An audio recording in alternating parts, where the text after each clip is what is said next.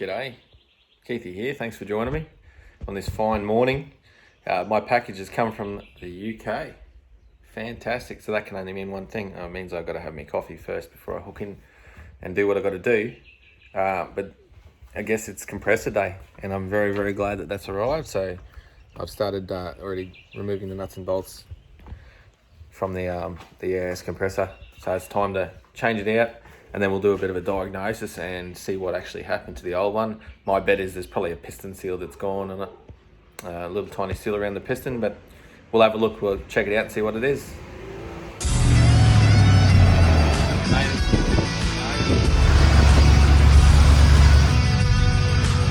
Well, we couldn't go without checking this out. Tearing up the tyres now. G'day, Keithy here. G'day, Keithy here. G'day, Keithy here.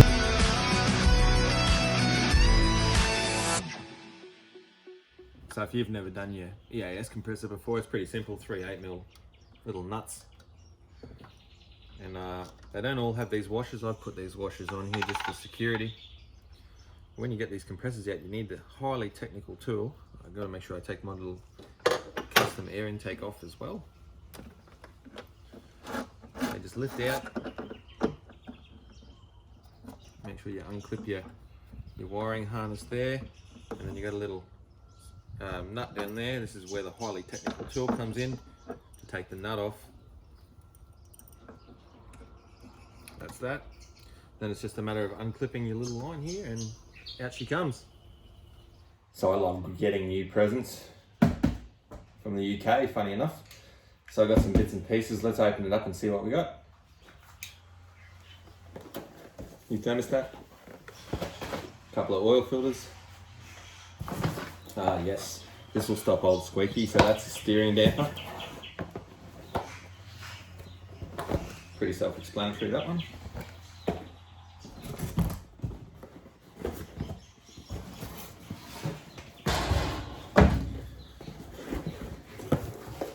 That one here, that'll be the air compressor.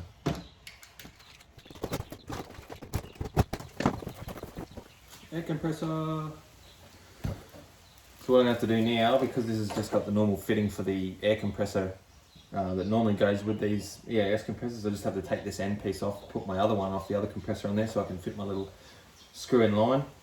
Eventually what I'll do is, because I'm going to rebuild that other one anyway, I'll tap the thread in here and put the airline fitting, so it's just a straight swap, there's no mucking around there.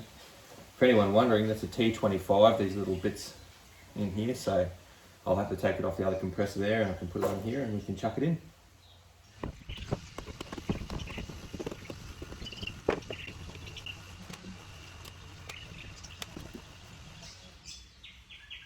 Still looks pretty new in there.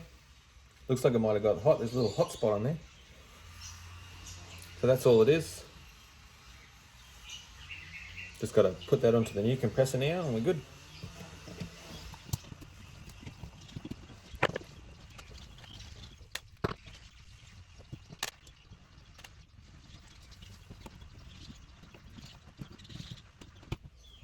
Just like that, done. Sometimes easier said than done, but all we're going to do now is put the airline onto the compressor, mount it up, plug it in, plug my little airline in, and away we go. Easier said than done most times, but we'll have a go. Very easy. You don't need to do that extremely tight. It's an airline, so it's going to seal quite well anyway. Put him in.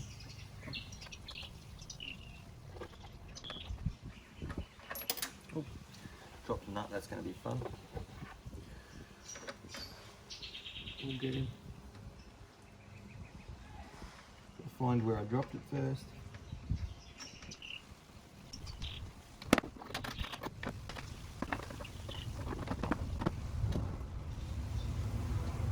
Uh-oh.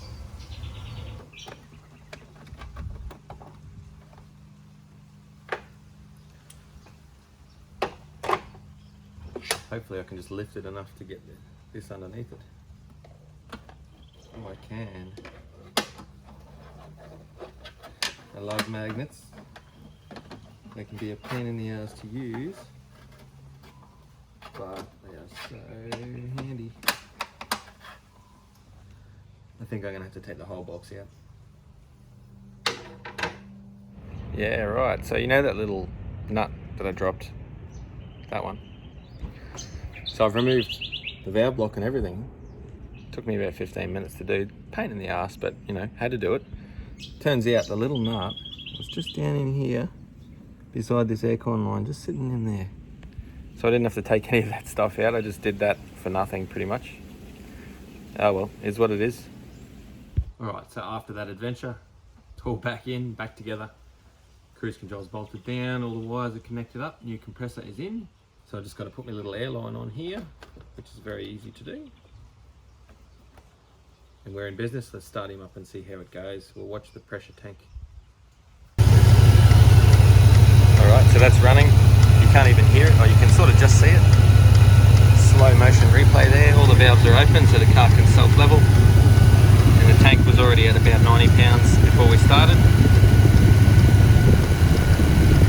So I'd say it's adjusting its height right now, so the compressor's fighting against the car wanting to level itself. I'll just open a door, I think, and let it pump the tank up. Okay, so we're back. I've just opened that door for now. Let this little compressor have a go.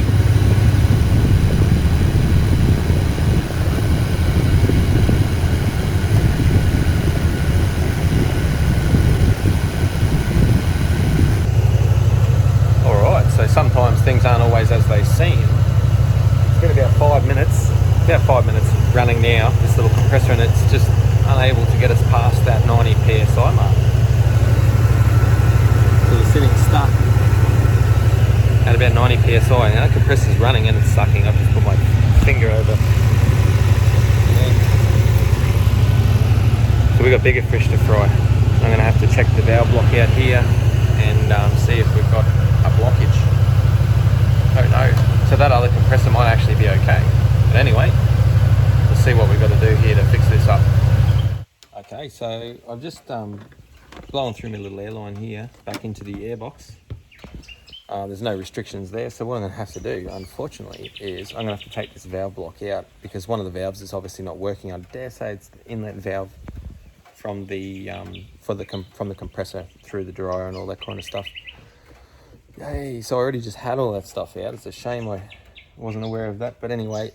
Initial discovery was that the compressor wasn't pumping. Now that other compressor might well be good still, but now I've got to pull this all out, do some diagnosis, something that I didn't really want to have to do, but anyway, it's a part of EAS life. It'll just be something very simple. I'm assuming it's going to be a valve, an inlet valve or something like that. So I'll go back through my my diagrams and find which one of these is the inlet valve, or outlet valve I should say, and see if that's working. I can test that out, and if it's not working then I can change it out. I've got another valve block there with a couple of valves. I might be able to steal one off that and test it out. Alright, so I've done a little bit of homework on this, and thank you to Paul P38A for your fantastic do-up on your website. I'm going to put the link up there if I can, that side maybe. If not, I'll put it down in the description. If you own a Range Rover P38, you've probably seen his website before if you do your own work, because it's got quite a lot of information, very valuable information on how all this valve block system here works. So just to recap where we're at, new compressor's in, and unfortunately it would only pump the tank up to about 90 psi as you saw, and that was it. It wouldn't go any further than that. That's a brand new compressor, so it should be able to do the job, no worries. And it didn't sound like it was having trouble. I did the finger over the tip test and it had suction, had good suction on it there. So what I've got to do now is work on the valves, and luckily the diaphragm valve is here and the exhaust valve is here. So they're very easy to get at. Now what I'm going to be doing is I'm going to take them off and run the system just to see if the valves are operating as they should. Test the valves. If the valves aren't operating as they should, then I've got one that I obviously need to replace or repair.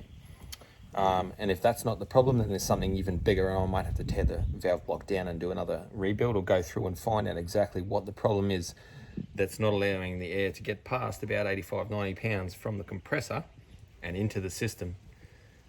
Again, on Paul's website, there's quite a lot of information on how the system works, so where the air goes and everything like that, and that is just unreal little help in terms of making all this happen. So we can go through all of that and diagnose exactly what the problem is here and take it from there. Well, who'd have thought it would start raining in North Queensland in winter? Anyway, that's going to do us for today, so you're going to have to hang on for part 2. It's going to be a pretty fun time anyway, so we'll catch you next time. Don't forget to, if you're new here, don't forget to subscribe. You keep in touch with me and get to see all of these videos as they pop up. You can also do the social media thing, as you saw at the start of the video. We got Chilling with Keithy on Facebook, and we've got Keithy_wager on Instagram. If you want to catch up with me there, you can message me there too. Enjoy your day, guys. I'm going to be in for a bit more yet, so fingers crossed it all goes good.